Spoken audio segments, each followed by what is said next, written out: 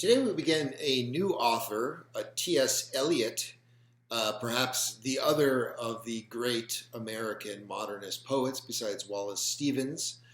As with Stevens, we'll be beginning with a discussion of a prose essay by the poet, in which the poet gives an explanation of his own views about the nature of poetry and its relationship to philosophy. And in this essay, also very much in relation to criticism. So Eliot is widely regarded as an extremely influential literary critic, as well as an influential poet. And so in this essay, he talks about the relationship between the two. Now, I've been describing this as an essay, and it is, but its original format was as a lecture, as a public lecture, that later on were collected as a book of essays entitled The Use of Poetry and the Use of Criticism. What we're using here is a selection from these lectures, this lecture series, that appears in the Selected Prose of T.S. Eliot, edited by Frank Kermode, who's a great English literary critic and professor of literature, and one of the major critics who helped to define modernist poetry in the 20th century. And so what we have here is a document that is rooted in a very particular moment in Eliot's life, and it's worth mentioning just a couple remarks about his biography and how it plays into the writings that are published here. So the lectures are Norton lectures at Harvard University, which were delivered in 1932. And Eliot coming to Harvard at that particular point in time marked for him a kind of impasse within his own life, a kind of midlife crisis that he was going through. It was a way for him to, in many ways, touch base with his roots and to reorient himself after a period of life that was very tumultuous for him.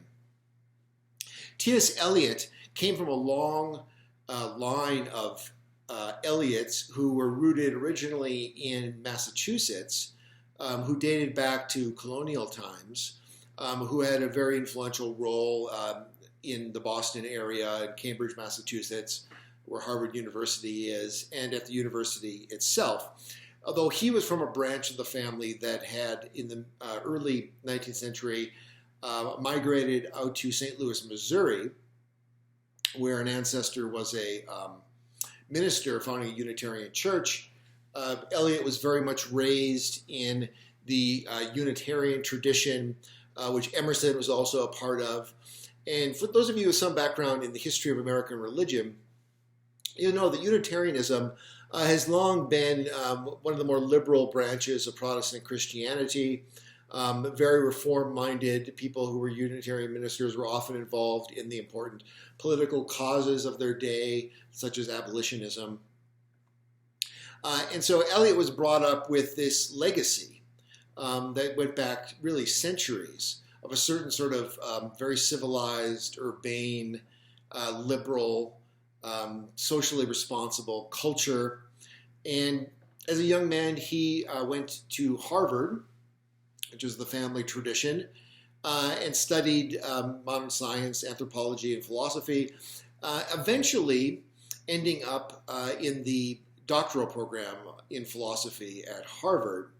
And he had finished everything except his dissertation, which was on the idealist philosopher F.H. Bradley, a late 19th century, early 20th century British idealist philosopher influenced by Hegel.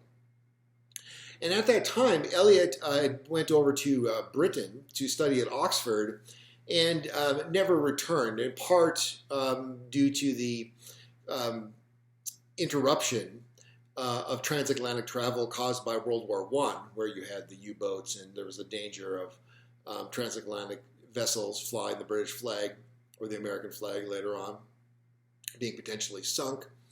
And so he never did launch himself on the academic philosophical career that he might have.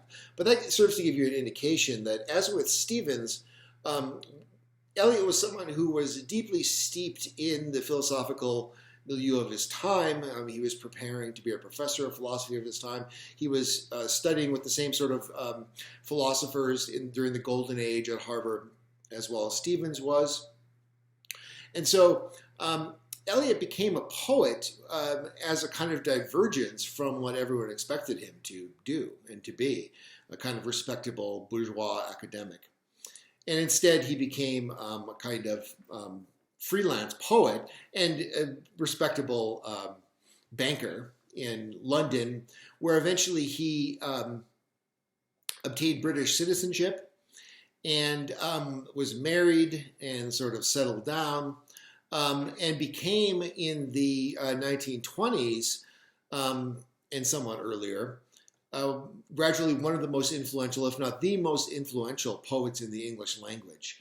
In particular, through his great long poem, The Wasteland, which many regard as the greatest poem of the 20th century, if not the greatest, at least the most emblematic, the most characteristic poem of the 20th century.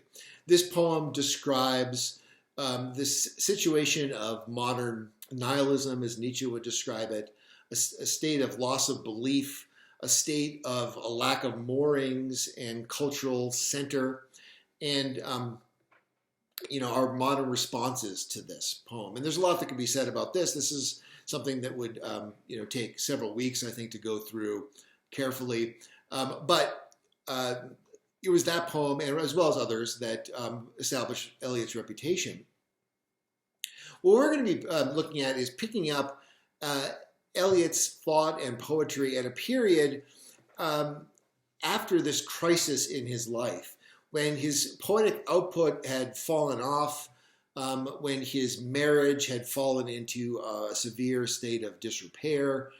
His wife was suffering from various mental health issues, and he was in a really sort of unsettled state, perhaps, according to some accounts, over-consuming alcohol and becoming very emotionally unbalanced and so forth. And when he gave these Norton lectures, which are prestigious lectures that sort of amount to something, the equivalent of almost like an honorary degree or a sort of institutional stamp of approval, he was given this honor. And he returned then to Harvard, where he had been an undergraduate and a graduate student, in a kind of triumphal fashion to give these lectures, with everyone basically hanging on his every word, because his reputation had been established. But he himself, as an individual, felt very much discombobulated. And so that kind of gives the setting for what is going on here. And what you find in these remarks that he gives in these various lectures, with excerpts spanning the course of them, is an attempt by Eliot to situate himself as a poet, sometimes directly, sometimes indirectly, in relationship to the tradition of which he's a part. Also, there's a kind of taking stock of his own past and his own poetic influences and education, formal and informal, in poetry.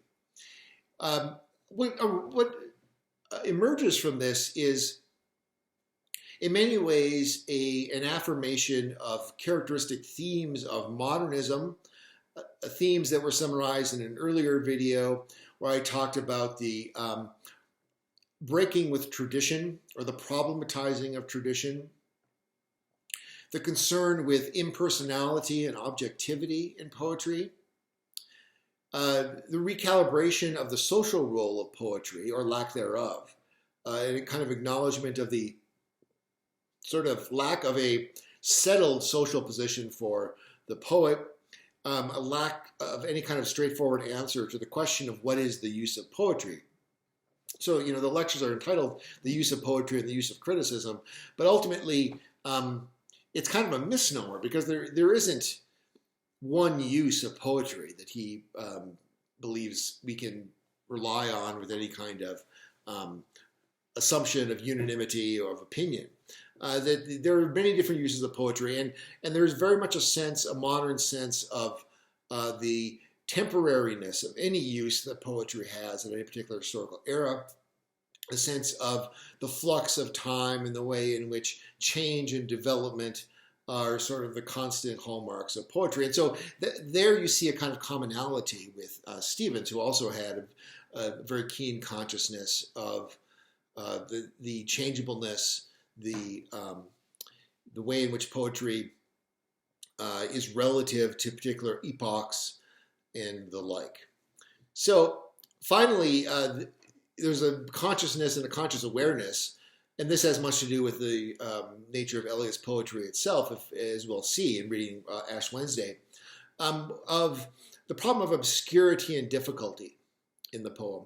And all of this does kind of center, mostly implicitly, around an issue that emerges late in our excerpt, when he's confronting the great English poet I.A. Richards, English critic rather, I.A. Richards, on the issue of whether we can be saved by poetry. And this is, again, this same issue that we saw with Stevens in the quote that provides us with sort of our motto for this course from Stevens: once one has abandoned belief in God, then poetry takes its place as life's redemption.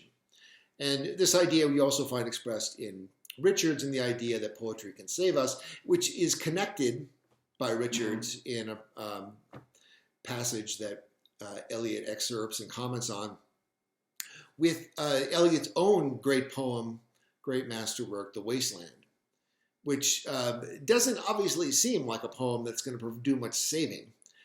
In particular, if you compare it to something like Dante's Inferno or Milton's Paradise Lost or Shakespeare, it doesn't seem like, it's got this kind of salvific capacity to it. And so this raises this question, and I think even though Eliot is very reticent, as he would put it, very diffident, very shy and hesitant to put himself out there on the question of whether poetry can save, I think there's a way in which this discussion is in many ways centering around this question, oftentimes critically, and oftentimes in relationship to the great predecessor to modernism that we've discussed before, both in its own right and as a predecessor to modernism, namely Romanticism. So Eliot, one of the things that Eliot's famous for is his very jaundiced look or perception of Romanticism as a tradition. He's very skeptical of the beliefs that Romanticism is based on. In many ways, he's more sympathetic to pre-Romantic poetry and the kinds of values that it elevated over the typically Romantic values of emotionality, poetic sincerity, the casting of the poet as a kind of quasi-prophet or quasi-religious seer or visionary. All of that is viewed very skeptically by Eliot, but he's still within, I would say, the general problematic of Romanticism, which leads to this seemingly unavoidable look towards poetry as something that's either going to rescue religion or provide a substitute for religion, especially in respect to this whole question of salvation.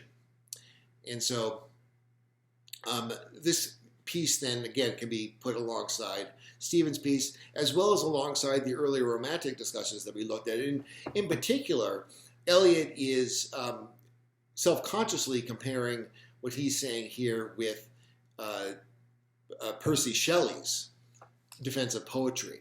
And Shelley serves as kind of the bête noire of this piece. He is the figure who, if you look into Eliot's biography, who was very, very much the great influence on him as a young man. And he, as a kind of an aside, confesses to that in this essay. But at the same time, is now the person who he feels like he's most unable to appreciate and to assimilate and to, even just the stomach. I mean, he uses very strong language in relationship to Shelley, and it's uncharacteristically strong language, because generally speaking, Eliot was a very urbane, very sort of controlled, very civilized, gentlemanly type of public speaker, not the kind of person given to outbursts of vitriol and excoriations of someone, even if someone who he didn't like. He was a kind of master of the backhanded compliment in many ways. And some of that is here, but there's also a very strong reaction to Shelley. So it's worth asking why. And I think part of the key to this if you think of the time in which this was presented, which is why part of the reason I mentioned this biographical aspect. As I was saying, it is a period of midlife crisis. Eliot's in his mid-40s. He's coming ostensibly in triumph, but he may have had very much a kind of imposter syndrome at his arrival at Harvard, because he felt like his emotional life was in a shambles. His relationship was in a shambles. He wasn't really as well put together as he tried to present himself to be. And as a poet, he felt like he had sort of fallen into a sort of trough at that time. And he wasn't really sure how to get himself out of it. And he had produced, though, I think what is regarded as a great poem, the last poem before these lectures, unless I'm mistaken, and the first poem after his great conversion to the Anglican religion, which is the other aspect of his biography that needs to be brought in here, and I think helps to explain his reaction against Shelley. So Shelley was a person who was very much on the radical fringe of political and cultural thought of his time, which was the late 18th century, the very early 19th century. And Shelley was someone who died young. He had all of the kind of, character of having a chip on your shoulder that young men often have. He had married Mary Shelley, who was the author of Frankenstein. Mary Shelley came from a radical family. And so, he was part of that whole kind of culture. And his attitudes were, correspondingly radical. I mean, he was anti-church, anti-royalty, anti-sort of traditional marriage, a political radical, a supporter of the French Revolution even after the Terror, right? So he's one of these kind of revolutionary types that, it wouldn't surprise you if you said, you have to break a few eggs to make an omelet, and would make excuses for terroristic activities on the behalf of supposedly larger goals and so forth. And he was also someone whose thought hadn't really settled down, who was, very much in a kind of confused state of excitement all the time. And all of that is just antithetical to what T.S. Eliot valued at this time. Eliot valued exactly the opposite. Eliot was a royalist.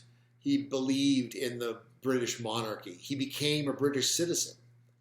And so, when he was returning to Harvard, he was returning basically as a foreign visitor, not as a person whose family was sort of part and parcel of that community for centuries, but rather he had basically, renounced his Americanism and had come back as a British subject because of his commitment to this whole idea of tradition, aristocracy. If Shelley was what you might describe as a radical, kind of anarchical, socialistic type radical, then Eliot was, nowadays I think he's sometimes called a paleo-conservative as opposed to a neoconservative.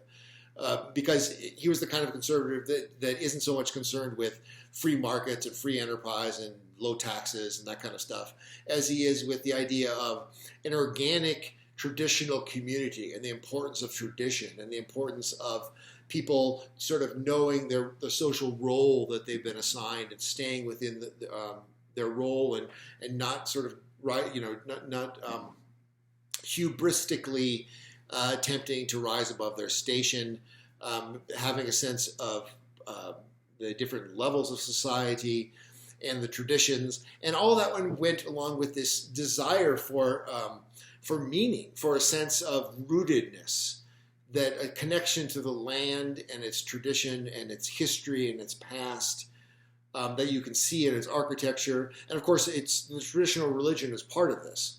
So he was a high church Anglican in favor of all of the trappings of the old Church of England, the Anglo-Catholic style of Anglican religion. And again, that's just the opposite of Shelley, who was an atheist, who was an unbeliever, hostile to all forms of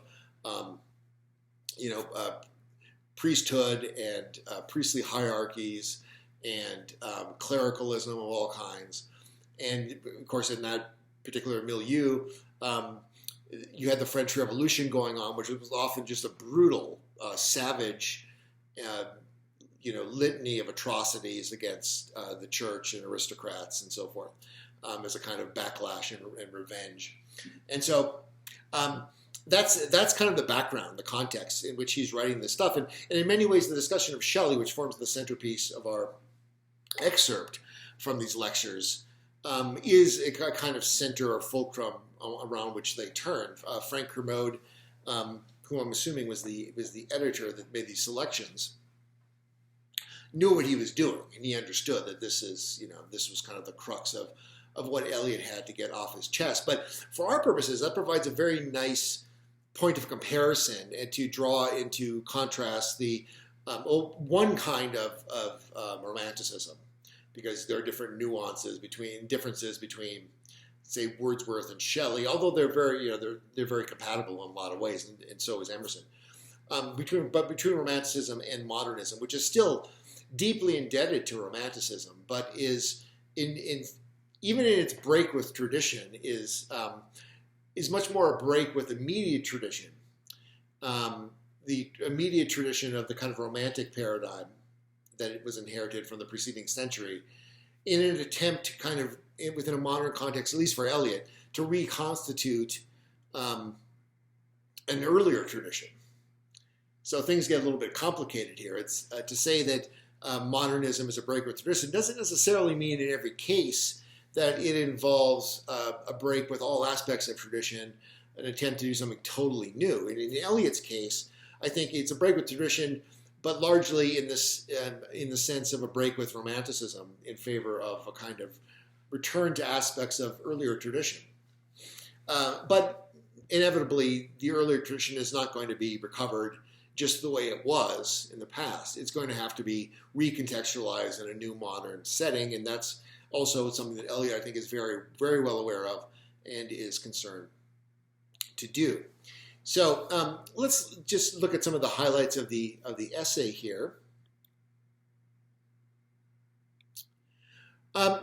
First thing to say is that Eliot is addressing a presumed background understanding of how you would traditionally answer this question of the use of poetry, and that is that poetry has two traditional uses: to instruct and to please.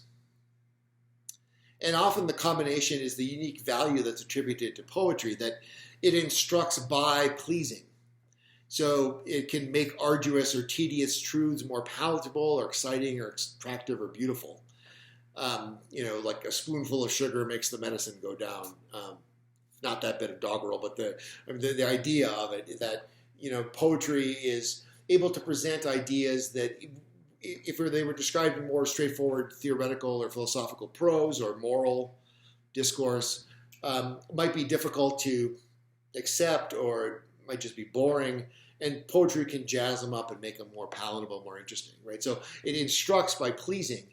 That means both that it instructs in a pleasing way, and that also it allows the instruction to be assimilated by the one who is supposed to be instructed, because of the way in which it is attractive and inviting and winsome, more so than other more pedantic ways of imparting ideas.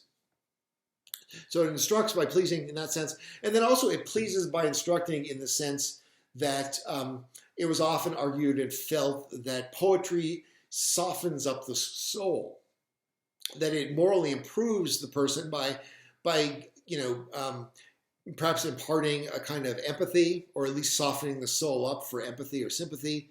It makes you sensitive to the emotions and feelings of other people, and so it's through the pleasures of sympathetic participation in the experiences of others presented through imaginative literature that we become better human beings. We become more empathetic, more sympathetic, more open-minded, perhaps, and so forth. So in those ways, the traditional understanding of the use of poetry to instruct and please is something that Eliot probably would have taken for granted among his audience, as something that, yes, we all know that this is what people have generally said, going back to, the Latin poet of the Roman era, Horace, but you can find it even earlier, I think, that idea. The traditional function of poetry is to instruct and please. So what is Eliot's view going to be about this? Well, he's not going to deny that. In fact, he emphasizes it in many ways. But what he's really going to be emphasizing, I think, ultimately is the diversity, the manifoldness of poetry. And in particular, the manifoldness of its uses. So the fact that poetry instructs and pleases is very generic. And there are very many ways in which it does this, very many ways in which it instructs, very many ways in which it pleases. And so he's in many ways exploring the different aspects or modes of poetry in its didactic. The didactic poetry is the poetry that is meant to instruct, especially in morals. And also the ways in which poetry can please or entertain. And as with Stevens, you'll note in Eliot, even though he's coming from a very different perspective, because he's someone who's committed now to at least a general Christian metaphysic because of his conversion to Anglicanism. But you see, like as with Stevens, a kind of attempt to deflate the pretensions of poetry rather than to lift it up to a kind of metaphysical status. So he will compare himself or compare his ambition as a poet to that of a music hall comedian. If I could just be as entertaining as a music hall comedian, that would be great. It's good to be popular in his view. It's good to be, someone who's appreciated by people who don't have a lot of education or refinement in being able to compare and contrast different styles of poetry and this sort of thing. Okay. So for us, one of the interesting situations that Eliot confronts is his own inability to,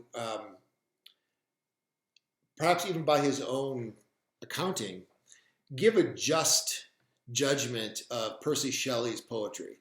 And the reason for that has to do with this diametrical opposition of beliefs that I mentioned earlier. And so this raises a problem about the relationship of poetry and philosophy that slots into our theme of this course. What is the relation of poetry and philosophy? And the specific way in which this manifests itself in these pages from Eliot is the relationship between poetry and belief, or what is sometimes called the problem of belief. The problem of belief. And this is the problem of what extent, if at all, do I need to agree with the philosophy of the poet as it's expressed in the poem in order to appreciate the poem?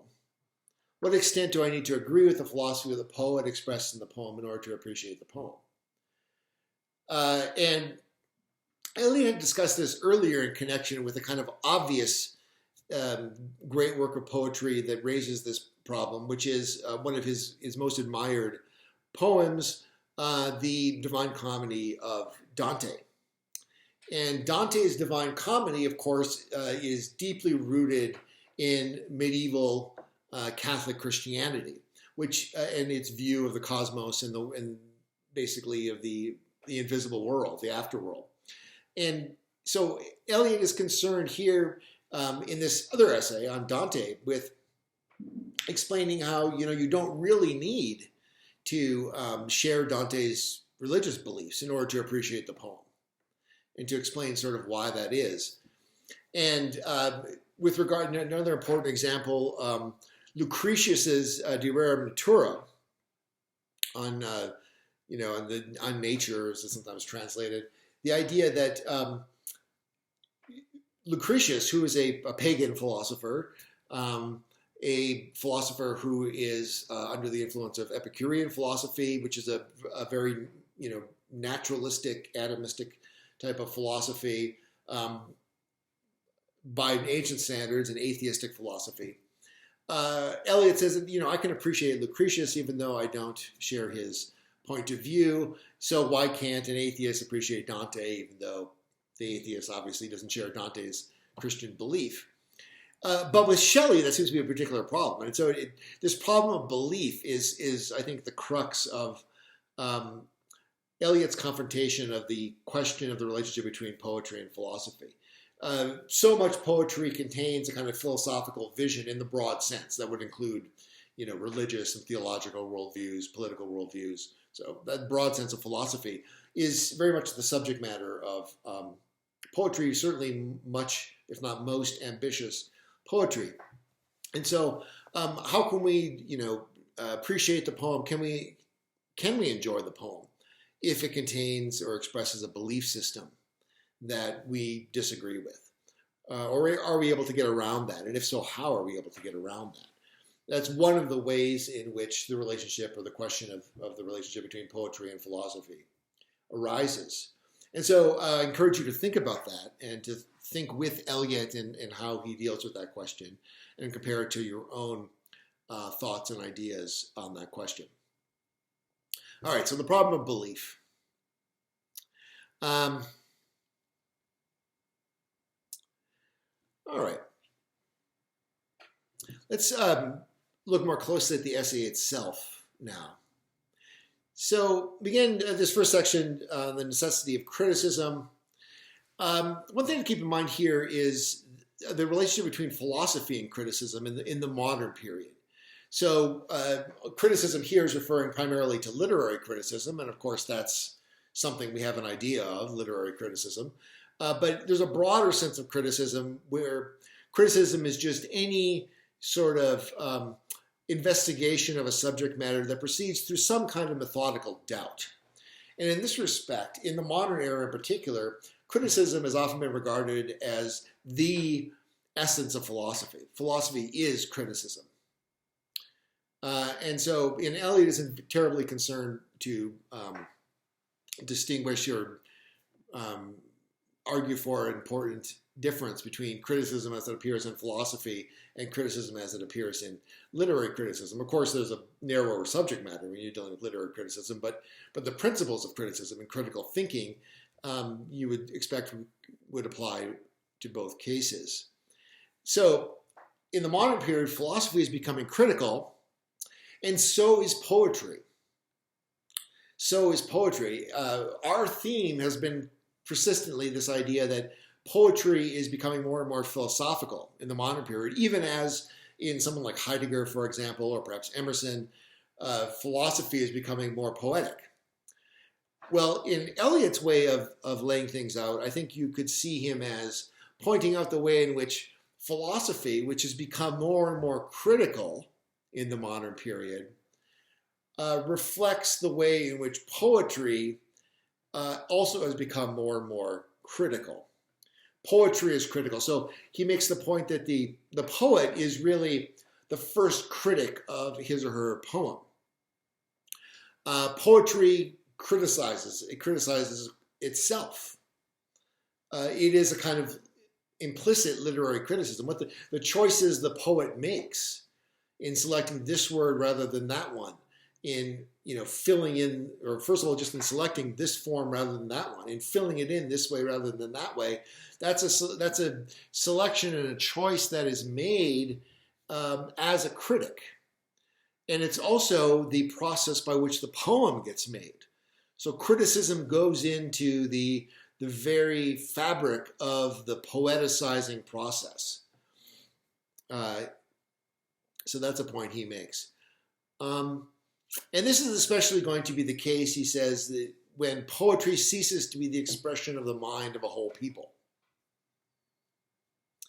The poet, for example, he mentions Dryden as an example, at some point turns away from speaking for all and speaks only to a certain elite, a certain intellectual aristocracy. And it's at that moment that the criticism becomes necessary. And the idea seems to be that oftentimes in this discussion, Eliot will refer to the way in which poets often create just by instinct. And you can infer that in the situation where there isn't this strong division between the poet and the poet's audience, where poetry is the expression of the mind of a whole people, there's a kind of natural form of creativity that involves the spirit of the people, a kind of folk genius that the poet is able to just draw upon. And the poet, one way to think about this in less abstract and maybe metaphysical sounding terms is if you think about the great example that Eliot will bring up on more than one occasion here, Shakespeare. Shakespeare is writing, superlative poetry, the greatest that's ever been produced in the English language, or perhaps any language. But he's writing it because he's got a job to do, which is to produce a successful play. He needs to be popular. And so he's writing with an audience, as every poet who has, is earning his living by selling his wares, he has to be concerned with popularity. So almost by instinct, it's not like he needs to necessarily think about it, but he's got a kind of instinct of what's popular, what's going to be popular with his public. And he's trying to serve that public.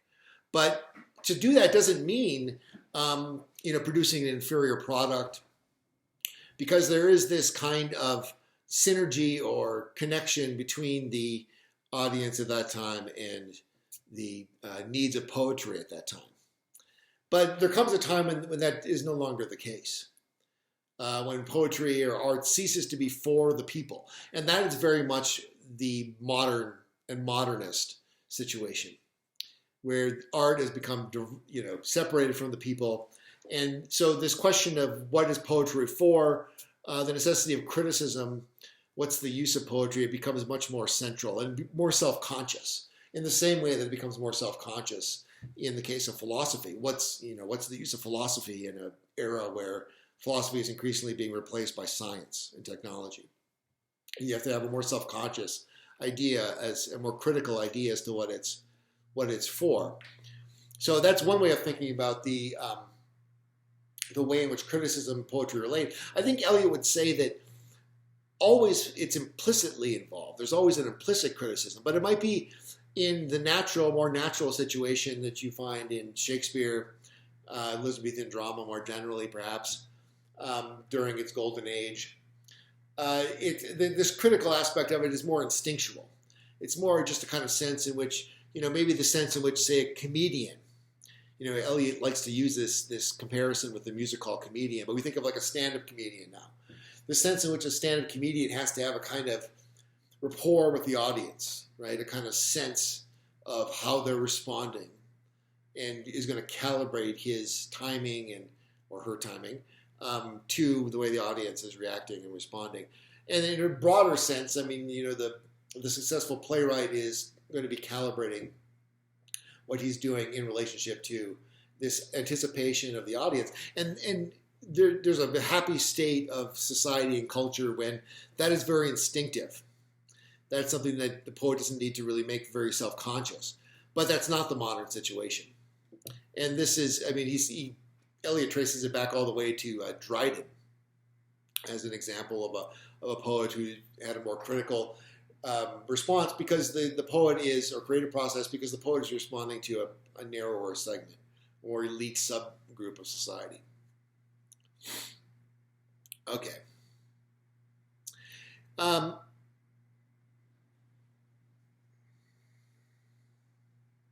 the poet is forced to ask himself such questions as, what is poetry for? And how and to whom am I to say what I have to say? The poet has to communicate an experience that's not an experience in the usual sense. It may only be formed out of many personal experiences. So the poem is a fabrication. It's a construct. And this is very much part of Eliot's understanding of what modern and classical poetry is. It's aware of itself as an object. It's not just the spontaneous expression of the emotions of the poet. It's based in the poet's experience. It's based in the poet's history, personal history. What else could it be based in? Even if it's a matter of stringing together various allusions to other poets and influences, it's the way in which that poet was influenced, and it's an allusion that that poet saw to some other poet. But it's very much a fabrication. It's an artifice. It's something that is put together as an object out of these various experiences. It's not a kind of spontaneous, sincere, wearing your heart on your sleeve kind of exercise, right? And so, in some ways, the honesty of modernist poetry is in acknowledgement, a kind of acknowledgement through the very form of the poem itself of that fact that this is something that is constructed.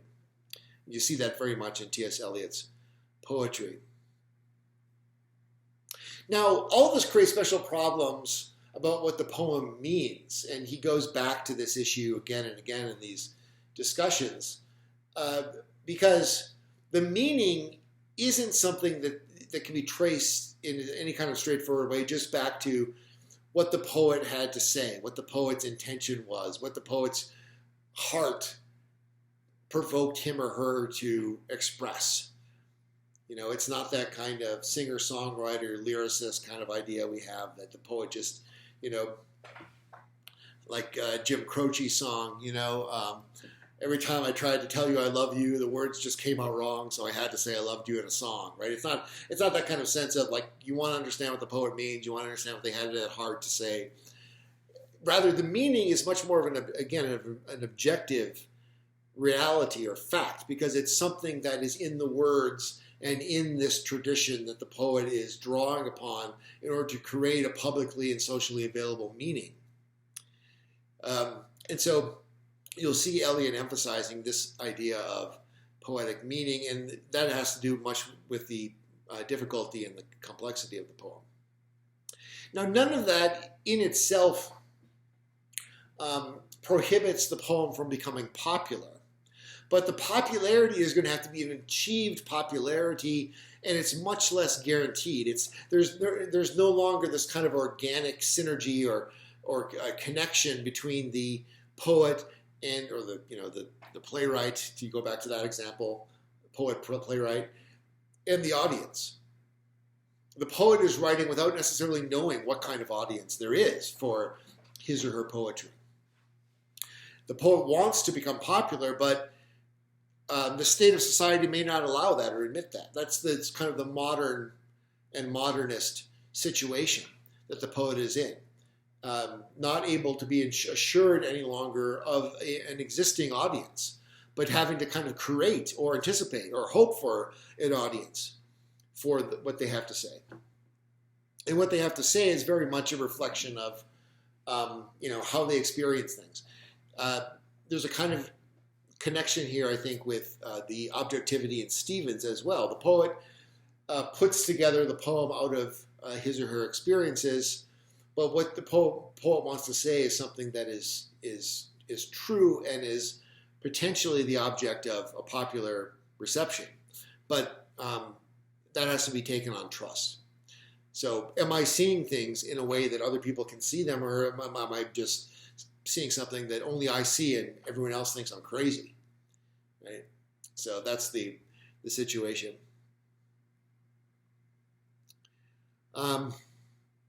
So continuing into the discussion of Shelley, I want to skip to talk about the way in which this is relevant to the problem of belief that I mentioned So Eliot here, in addressing this problem of belief, and this brings us to page 85 or so. The basic idea is that if you have good poetry, this is from I.A. Richards. I.A. Richards, Eliot's interpretation of I.A. Richards, this English literary critic. If you have good poetry, according to Richards, and it's read well, then the question of belief should not arise. It's not that you have to suspend disbelief, it's just that the question of belief doesn't arise. If the poet is doing his or her job and the reader is doing his or her job, namely reading it well. So if the question of belief does arise, then it would follow that there's got to be one of two things that's gone wrong, or maybe both things have gone wrong. Maybe the poet hasn't done his or her job, and maybe the reader hasn't done his or her job. So maybe the reader is reading in a way that's just too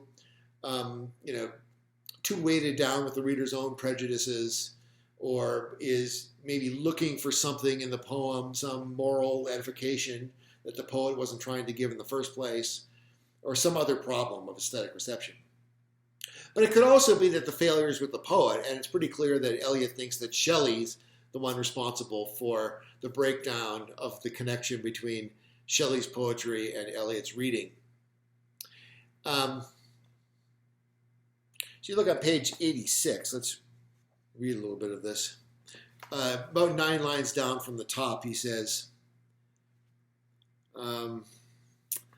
when the doctrine, theory, or belief or view of life presented in a poem is one which the mind of the reader can accept as coherent, mature, and founded on the facts of experience, it interposes no obstacle to the reader's enjoyment, whether it be one that he accept or deny, approve or deprecate. When it is one which the reader rejects as childish or feeble, it may, for the reader of well-developed mind, set up an almost complete check. So, you don't have to agree with the poet's beliefs. You don't have to agree with the poet's religious beliefs. You don't have to agree with the poet's philosophical beliefs. But if the beliefs that are being presented are so feeble, so immature, so incoherent, that you just can't accept them, then that's on the poet. That is, it's up to the poet to present at least a belief system, a worldview that is minimally coherent, mature, tenable, not something that's like, no reasonable, sane person could accept, or no person who had attained even a modicum of maturity could accept. So he's a very strong criticism of Shelley. I mean, he's saying the kind of thing that, there's two questions here, of course. There's the question that we have to ask about whether this actually applies to Shelley. But there's also the more generic or abstract or formal point, which is this a good way of criticizing poetry?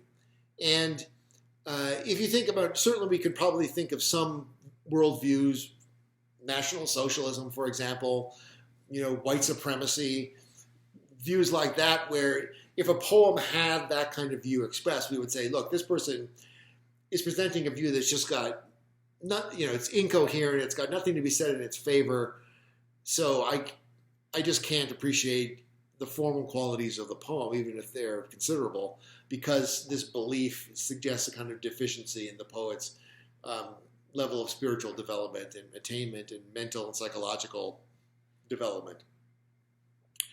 So that's the one question that Eliot is dealing with here in the relationship between poetry and philosophy. Okay. So we're almost out of time here. So I want to skip to say something about the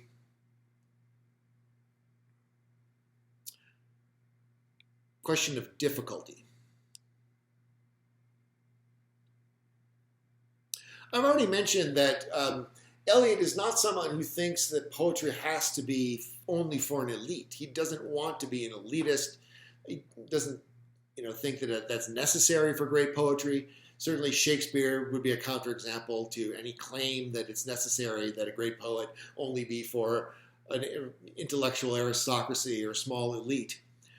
So he says, I'd like to be popular, but there are many possible causes or reasons for why poetry has to be obscure and difficult, even if the poet would like to be popular and accessible. And so we'll end with a brief discussion of these reasons, which are on page 92 and 93. And this is a problem that I've been alluding to without really talking about it in much detail since at least we discussed Rilke, and perhaps even with Hölderlin. This idea that in modern poetry there's a consciousness, as in modern philosophy, a consciousness that meaning is failing somehow. That this readily assured connection between the speaker and the hearer can no longer be assumed. That the ability of a poet or a philosopher to speak for their people, to address even their people, to enter into a conversation without being obviously accepted, but also just without being pigeonholed into a particular sect or not heard at all and misunderstood. That's a situation that is more and more prevalent in our modern period. And so Eliot talks about some of the reasons for this, possible causes of difficulty and obscurity, and this is refreshingly down to earth. There's no sort of deep metaphysical explanation here. The first is that there may be personal causes that make it difficult for the poet to express himself in any but an obscure way. The poet might be, the personal causes could be many. The poet could be a person who, for example, is in many ways, just alienated from society. Perhaps even due to, the mental condition of the poet. The poet could be dealing with mental health issues, but, just merely neurotic type issues. It's not that the poet is completely unable to function in society, but the poet's got issues that they're working through and that other people can't relate to, right? So there may be personal causes. That's the first one. Personal causes that make it difficult for the poet to express himself in any way, but in an obscure way. Second is simply the novelty of his style. So the poet may find it necessary to express himself in a way that is different from the way anyone else has expressed themselves. And so it's something that people don't regard as poetry even. They can't recognize it as fitting into their conception, their preconceived notion of what a poem should look like. And we see in modern poetry the history of this kind of problem. So the second issue is the novelty of style. The third is one that I've been trying to fight with, especially in the reading of Notes Toward Supreme Fiction with Stevens, which is that if the reader's been told, let's say by their college professor, that the poem is going to be difficult, this can lead to a kind of self-obfuscation. You self-obfuscate your own senses and your own sensitivity by looking too hard and by seeking to be clever, or by worrying about, you're going to be taken in, or you're going to be missing some irony, or you're going to say something that's stupid. Okay? So that can be the source of the difficulty. Maybe the poem's not as difficult as, its reputation suggests. So being told that the poem is going to be difficult can somehow cause people to twist themselves up into knots and be overly refined, overly clever. And so that's going to be a problem in its own right. And then fourth, that the author leaves something out that the reader is used to find and so gets confused. And this can be the case, especially, I think, with symbolic meanings. It could be that there's a poem that doesn't have the kind of deep symbolic meaning that you've come to expect from poetry. Everything is there on the surface, and to look for something deeper. Or if you're looking for, let's say, a religious or mythological meaning in a poem whose meaning is more psychological, or just a reflection of a kind of historical moment in time without having a kind of universal significance, then that can lead to cause confusion. So the four possible causes of difficulty and obscurity, and you can think for yourself how our present state of society might facilitate or conduce to these kinds of forms of obscurity. Personal causes, novelty, having been told it's difficult, and the author leaving something out that people have come to expect from poetry. All right. So I basically covered most of the highlights. Obviously, there's a lot of rich detail, and then there's the larger book of which this is a part, the collection of lectures. But that gives you a sense of Eliot's approach to poetry, how he both relates to and differs from other poets such as Wordsworth, Shelley, Emerson, and Stevens that we've looked at previously in their accounts of the meaning and nature of poetry and its social role. And so we're at a position now where, especially those of you who may be thinking about final papers and so on, have quite a rich, I think, well of options for thinking about the significance of poetry. So I hope you'll continue to make those interconnections and also in the discussion. So next time, we're going to begin by discussing Ash Wednesday, which is the great poem of T.S. Eliot's conversion experience to Anglicanism. And we'll talk about what's modern and what's traditional and the relation of modern and traditional within T.S. Eliot's poetry through that example, among other things.